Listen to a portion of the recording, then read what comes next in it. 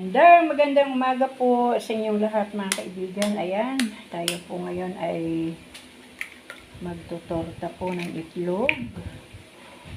Ayan po ang isang request ng ating mga pamilya.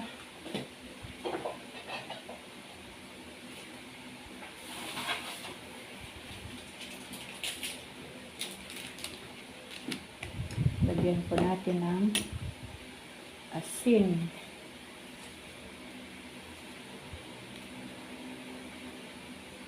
Lagyan po natin ng konti ang asin kasi para po malasahan yung itlog ay talong. Tapos lagyan po natin ng konting pampasarap. Not sponsored mga kaibigan.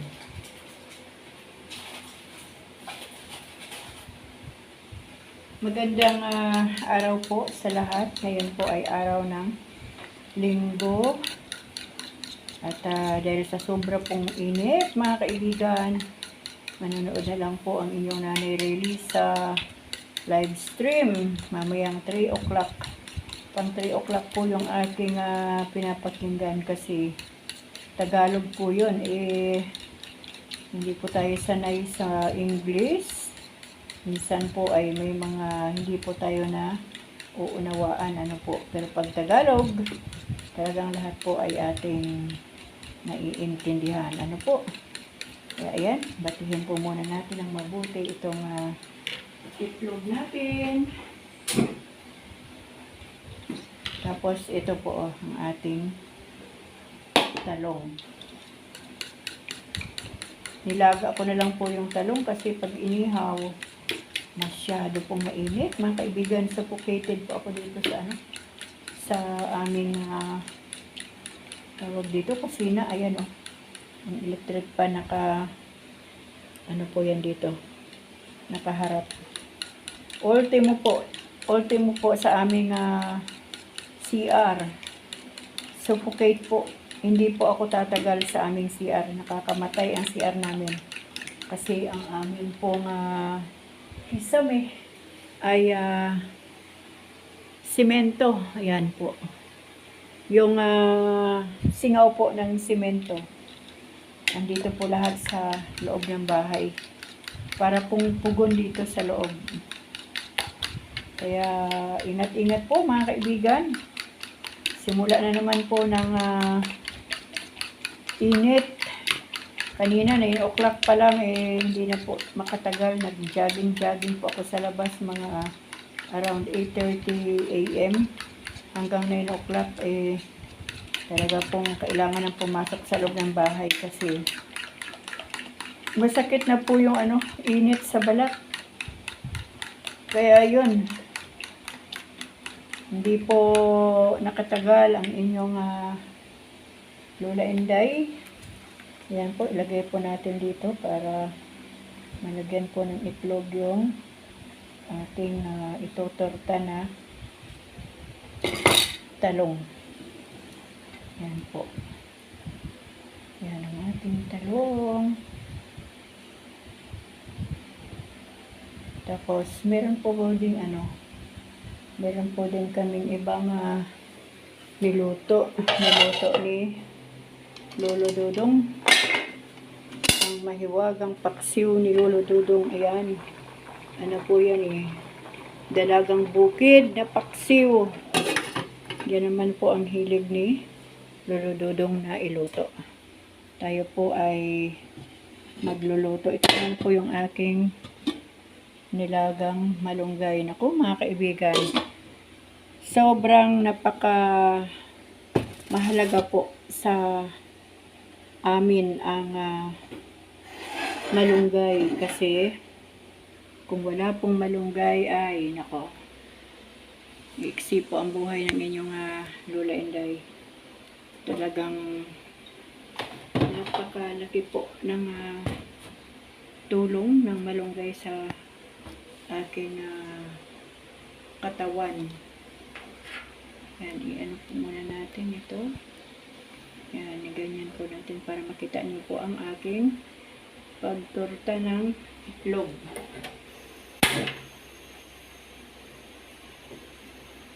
Sana po ay hindi mainitan yung ating cellphone kasi mga kaibigan, pag nainitan po ay namamatay po siya ng kusa. Kaya pag namatay po yan ang aking cellphone, yun na yun. Ibig sabihin ay na initan na po siya. Kami po ay magsisimula ng torta ng itlog.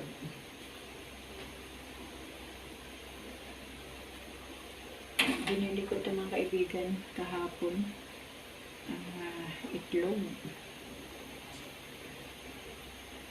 Yan, mainit na po yan ang ating kawali kanina pa. Painitin pa po natin ng konti. Ang mantika naman. Kamusta po ang inyong araw mga kaibigan? Sana po ay okay lang tayong lahat. Purihin ang ating Diyos. Mag-ingat po talaga tayo. Dahil ngayon po ang init ay talagang grabe po ang init ngayon. Yan, ilagay na po natin itong unang itlog. Natanggal pa ang tangkay. Kaya, ayan. Ayan po ang ating tortang itlog. Ayan, dalawa lang muna kasi dalawa lang ang kaya yan ng kawali. Ayan po. Ayan, ating tortang itlog.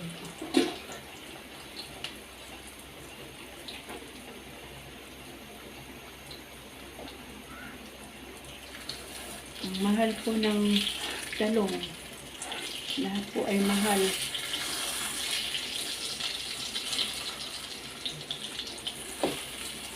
Talaga pong wala ng mura ngayon mga kaibigan. Sabi nung kapitbahay ko, yung kapitbahay na lang daw niya ang nagmumurahan. Kaya yung mga kapitbahay na lang daw niya ang mura ngayon. Patawa din yung ating kapitbahay. Sabi ko, ba't ka nakikinig? Yan mga kaibigan, ang ating tortang talong. Sana lang matorta ng maayos.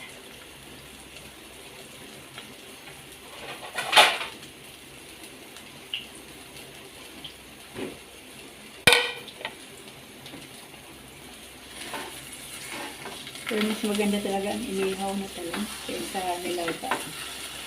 Wala po eh. Talagang na po yung kanina. Tapos itong aming kawali ay matanggal na po yung niya. Tawag ba doon? Para hindi dumikit. Ayan mga kaibigan, ang nangyari sa tortang talong. Ganyan na ang nangyari sa tortang talong. Parang na. Kasi meron po kasing tubig ang talong. Pero pag inihaw, masarap po kapag inihaw.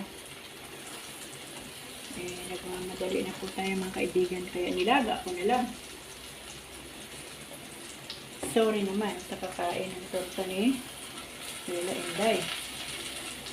Yan talaga ang buhay. Kung minsan may maayos na trabaho tayo. Kung minsan naman may hindi maayos.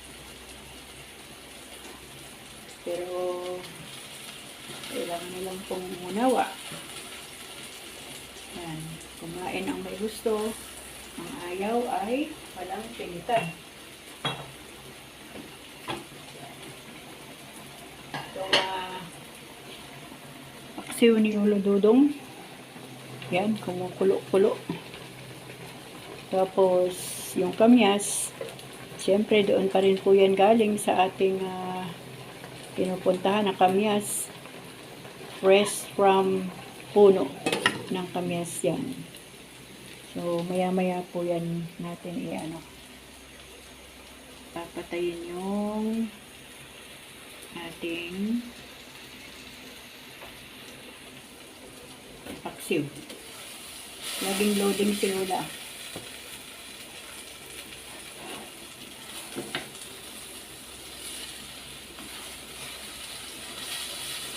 Ito, sa mga kaibigan. Parang ano na to eh. Tawag doon. Maruya. Maruyang talong. Di po ba?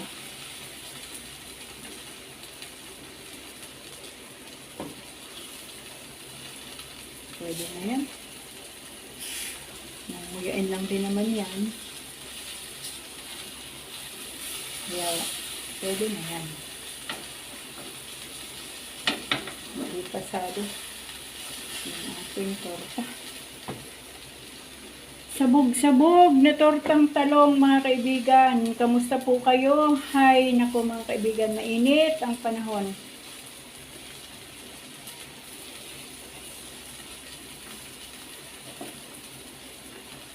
Maraming salamat po sa inyong lahat mga kaibigan, sa inyong suporta dito po sa aking channel. Salamat po sa inyong malasakit, sa inyong pagmamahal. Na kahit hindi naman po ako personal na kakilala, pero andyan po ang inyong kabutihan. Yan mga kaibigan, tanggalin na natin kasi baka na-over pa sa luto, lalong sumabog. O di po ba? At least buo-buo pa to. Yan, maruyang talong na po ang tawag dyan. Sorry naman sa kakain. Ito lang ha. Baklasin ko po itong ano. Itong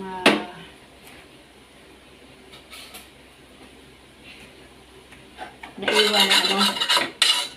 Na torta. Yan, masarap po ito malutong mo. Lagay natin doon.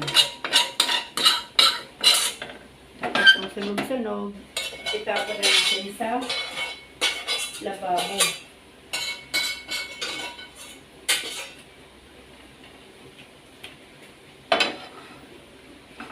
Kaya hindi talaga natin pwedeng sabihin na, ay, kagaya ni Lola Lely.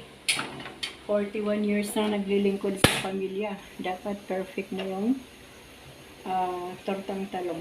Pero bakit hindi pa rin? Kasi po, diyan po natin mapapatunayan na wala po talagang perfectong tao sa mundo, mga kaibigan. Sa bawat araw yung ginagawa natin, kung wala po yung gabay ng Panginoon, kung wala po yung mood na maayos sa ating pakiramdam, hindi po natin magawa ng maayos ang ating mga ginagawa. Kaya, wala po talagang perfectong trabaho mga kaibigan. Kung may mape-perfect man, yan po ay hindi basta-basta lang na oras ang ginugugol. Yan po ay maraming oras ang gugugulin para po maging perfect yung trabaho. Yan po.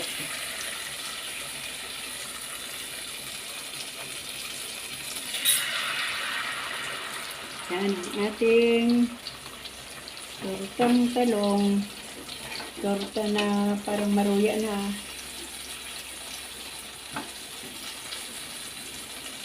Isa-isa lang muna para may space yung talong.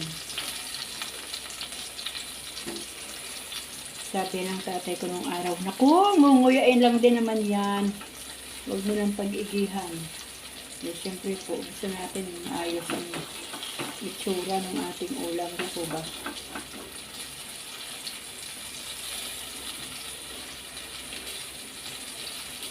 Gaya po ng mga mang-aawit ng mga kaibigan, may pinapanood ako. Pinapanood ko po yung isang singer. Grabe po, no? Bago man lang ma-perfect yung ano niya, yung kilos, yung expression, yung kanta, ay talagang ensayo po. At hindi lang po 3 beses na ensayo yun.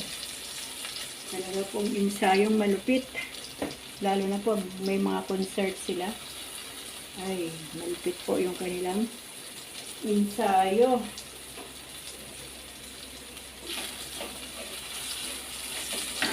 Ang ating talong. Okay, ako naman po, dito lang sa talong, durog na. Alam niyo po kung ano dito ang hindi maganda. kasi nilaga po yung talong. Pero kung inihaw po yan, mabilis po yan. Buong buo po yan pag inihaw.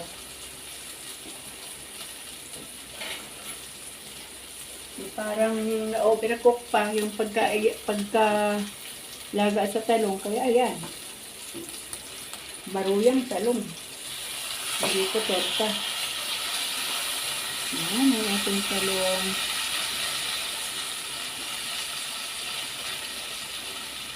So, okay na yan mga kaibigan. Grasya yan ang Panginoon. Andyan pa rin naman yung itlog. Andyan pa rin naman yung pangpasarap. Andyan pa rin po yung asin. Siyempre, andyan po yung effort ng nagluto. Kaya yung kakain nito mga kaibigan, dapat huwag silang magreklamo. Joke lang yung mga kaibigan. Pinapatawa ko lang po kayo. Kasi sasabihin ni Bunso, Mama, bakit itong ating tortang talong para ng maruya? O di maruyang talong. O di po ba? Ganun lang po yun eh. Kasimple ang sagot. Uy, grabing init mga kaibigan. Dito muna ako sa tapat ng electric fan. Grabe po talagang init ngayon.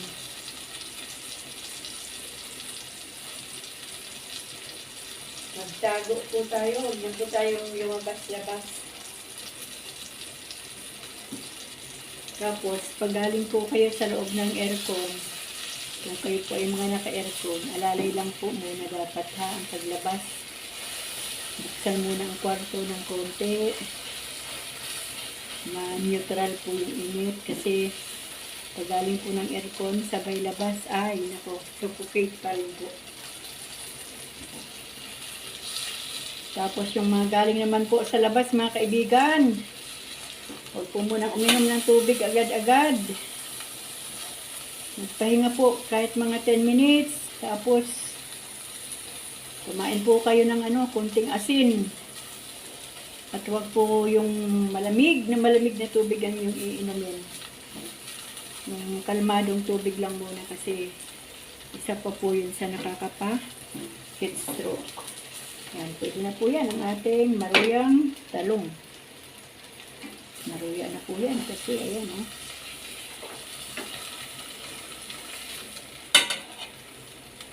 Ay mga kaibigan, ganun po talaga ang buhay. Kung minsan perfect, kung minsan hindi.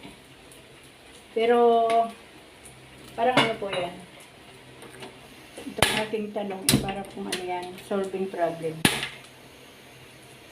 Diba, pag may mga problema po sa buhay, kunyari may nagkakamali, kunyari may damage ang mga ginawa, hinahanap po yan, saan ba nagkamali, saan ba nagkulang, nasaan ba ang sobra, o mali ang pattern. So, ganun lang po yun, ang sitwasyon ng buhay sa mundo. May mga kanya-kanya po tayong kamalian, pero kapag nagkamali na, hanapan po ng solusyon. Tignan po natin yung sitwasyon kung saan po nagkamali. Tapos, pag naayos na, alam na po natin yon na dapat pala ganun ang gagawin. Kasi kapag mali pala, ay lahat mali na. O di po ba? Kaya dapat po talaga matuto tayo sa ating mga kamalian. Tapos, hinahanap din po natin yung bukas kung paano nagkamali. Huwag lang natin hanapin yung pagkakamali ng iba na personal. Tapos, uuriratin na natin. Ibang klase po yun kapag atin na pong pakialaman yung kamalian ng iba. Yung kamalian po muna natin ang ating tignan. Kasi kung minsan ang buhay ng tao nakikita yung kamalian ng iba, pero yung sariling kamalian hindi nakikita. Dito ba? Kaya sarili muna bago ang iba. Kainit pa, lamig-lamig muna ako mga kaibigan sa hangin. Grabe po talaga. Ang init po ng singaw ng mga kalan. Dito sa kusina, tapos bukas pa ang ilaw. Tapos may mainit pa ng singaw galing sa bubong. Grabe po ang init. Tignan po natin itong luto ni Dodong. Baka pwede na. Hindi pa. May sabaw pa. Baka maya sinigang na paksiw na naman yung kalalabasan. Maluyang talong na nga po yung luto ko. Tapos sinigang na paksiw pa yung luto ni Lolo Dodong. Ay, malungkot, madali.